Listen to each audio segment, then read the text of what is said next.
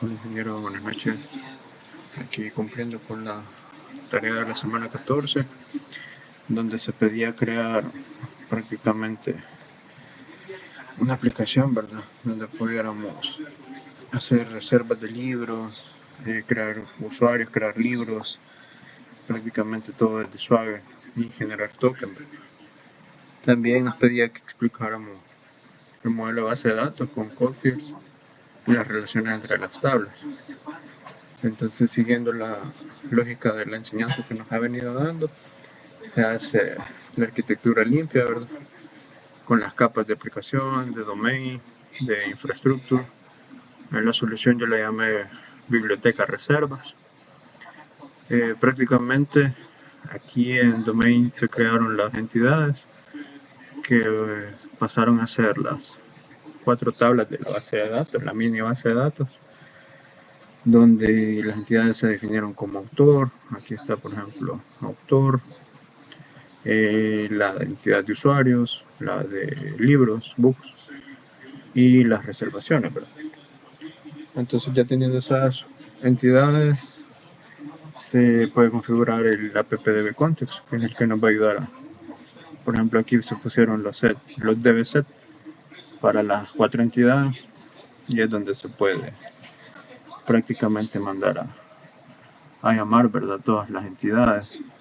Asimismo se configura la conexión a la base de datos. En mi caso se hizo en SQL Server y yo utilizo una configuración específica, ¿verdad?, para conectarme a mi local de la base de datos que tengo en SQL. Y aquí está el stream, ¿verdad?, que es uno bien específico, que este es prácticamente mi nombre de usuario. Y luego se configura todo el programa, ¿verdad? Aquí va toda la lógica de la conexión y aquí se construyeron, ¿verdad?, el app de context, y que le decimos que prácticamente use el SQL Server.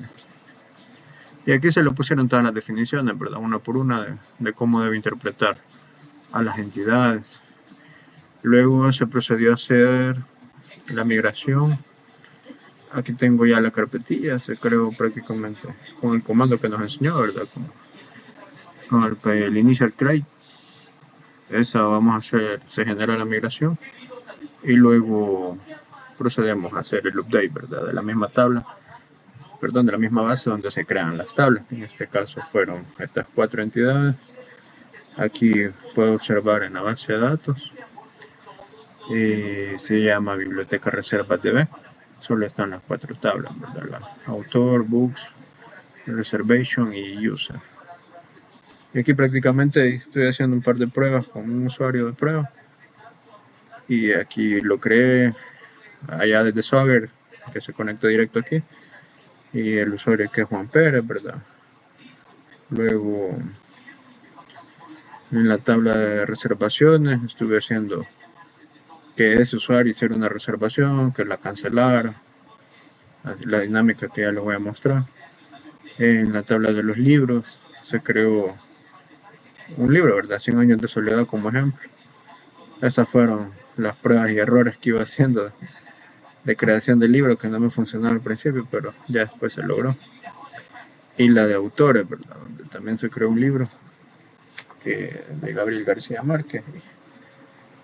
Y aquí está, ¿verdad?, prácticamente los datos que se van creando desde Swagger. Ya en Swagger se hace la conexión, permítanme. Aquí tenemos la entidad, ¿verdad?, autor, books, las reservaciones y los usuarios, ¿verdad? Aquí prácticamente lo que fui haciendo es crear el usuario de prueba que le acabo de mostrar en la base de datos. De hecho se lo compartí, es el que le voy a compartir en el PDF. Aquí lo tengo, aquí voy a pegarle el link del video. Y por ejemplo aquí le pongo, ¿verdad?, las clases, las capturas de la clase usuario, la clase autor, la clase book, la reservation, el app de context. De ahí los comandos que usé para crear la migración. Aquí los copié y los pegué, el update que se le da, la migración que se generó, el archivo de la migración. las tablas que le acabo de mostrar en la base de datos, el login que lo tenemos aquí en Swagger. Entonces de ahí se hizo prácticamente una con el usuario que le digo, simplemente se define un email y el password para ese usuario. Aquí está el response que nos da al ejecutar. Se crea un usuario con los parámetros que se definieron en la base de datos, pero allá en el código. Solo se pide el nombre completo, el email y la password. De ahí podemos consultar usuario solo haciéndole un get. Y esta es la respuesta que le da. Le devuelve el usuario que se creó, ¿verdad? Le asigna automáticamente el ID. De ahí tenemos la creación de un autor. Prácticamente en el post del API autor definimos solo el full name el nombre completo del autor y la nacionalidad de dicho autor, ¿verdad? Prácticamente ahí tenemos la respuesta que nos genera y ahí lo registra, ¿verdad? Le asigna un ID y podemos consultar ese autor con el get. Ya nos tira el título del libro, el nombre, la nacionalidad, y así nos va generando cada autor que creemos. Podemos crear los libros también. De hecho, en la lógica de orden, primero debería ser el libro y luego el autor. Aquí se definió 100 años de soledad, que es el que se está relacionando aquí arriba para el autor que se creó. Por eso le digo que tuve que haber solo mostrado al revés, pero prácticamente primero se crea el libro y luego se le crea el autor para... Aquí se le está diciendo qué ID va a tener para que cuando creemos el autor lo relacione libro-autor, ¿verdad? Y no lo separe. El response que nos da, aquí está el registro del libro que se creó. Podemos consultar el libro con el comando get. Aquí se define y aquí está el response también. De ahí podemos crear un libro sin existencia. Entonces le vamos a poner prácticamente el título, que es un libro agotado, género, historia, y ahí le ponemos los parámetros, ¿verdad? Y la clave es en el stock. Ahí le ponemos un 0 porque en el código en las reservaciones va a ir a buscar en el stock cuántos hay en existencia y en base a eso va a asignar la reservación. Así que nosotros, al crear un libro que no existe o que no hay existencia en ese momento, tenemos que definirle un stock 0, ¿verdad? La respuesta aquí hace el registro, prácticamente le asigna todos los parámetros y el stock que es un inexistente prácticamente, y el autor nulo. De ahí hacemos una reserva de libros sin existencia. Prácticamente solo tenemos que darle el usuario y el book ID del que acabamos de crear ahí arriba para que nos diga que no hay existencia, ¿verdad? Este es el mensaje que se programó en el código para decirle que cuando registre cuando consulte el usuario y el libro, nos genere, por ejemplo, aquí es el book ID 2, que es el que registramos aquí arriba en el response de la creación de libros sin existencia. Le asignó el ID 2, ¿verdad?